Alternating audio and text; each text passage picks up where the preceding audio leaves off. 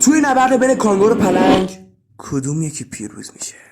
به کانال تئوری سیتی خوش اومدین.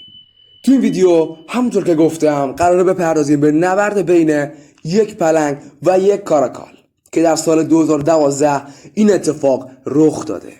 پس تا انتهای ویدیو با ما همراه باش. بریم به بررسی قبل نبرد. کاراکال یک نوع خاصی گربه‌سانه. او به اندازه گربه‌سانان آفریقایی مشهور و بزرگ نیست. اما از نظر مخفی کاری، چابکی و تیز بودن حواس یکی از کارآمدترین گربه‌سانان جهان به شمار میاد. کمین سریع و بی صدا بزرگترین سلاح این جانور برای حمله است. او با داشتن گوش‌های فوق‌العاده حساس که توسط 20 عضله کنترل میشه شنوایی خارق‌العاده‌ای داره. پنجه‌های کاراکال برای حمله‌های غافلگیرانه طراحی شده. پوشش بدن این حیوان ضخیم و صدا رو خفه میکنه و کاملا بی‌صداست.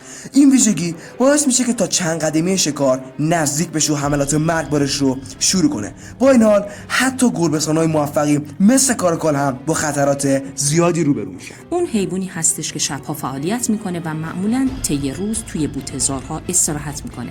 اما در طبیعت ممکنه که بخوابید و دیگه بیدار نشی. در سال 2012 توی یک منطقه حفاظت شده در شمال بوتسوانا درگیری بین پلنگ ماده و یک کاراکال دیده شده. پلنگ در حال شکار ایمپالانا بود که ناگهان با کاراکال روبرو شد.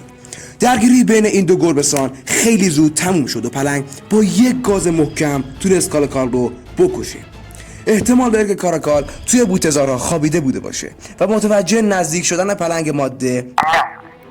درگیری‌های قلمرویی بین گربه‌سالان بزرگ رایجه. اما پلنگ فقط یک کاراکال رو نکشت، بلکه اون رو به بالای یک درخت برد و درست مثل بقیه شکارهاش اون رو خورد. با این کار پلنگ ثابت شد که یک شکارچی خودش میتونه یک شکار باشه. اگه به حیوانات علاقه داری کانال ما رو ساب کن و اگه حال کردی این ویدیو رو لایک کن. خیلی چاکریم.